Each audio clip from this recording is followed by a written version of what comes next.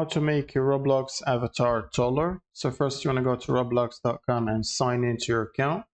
Then you will need to click on the avatar tab right here on the left.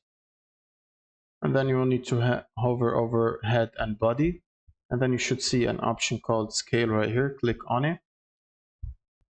Now you will need to set the body type to R15 like this. And you want to take the height slider all the way to the maximum value.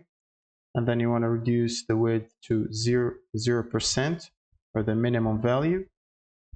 Then you want to do the same for the head and the proportions as well.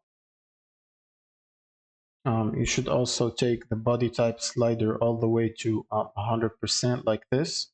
And now you should have a super tall Roblox avatar like this shown in the 3D viewer. And that's about it. Thank you guys for watching and subscribe.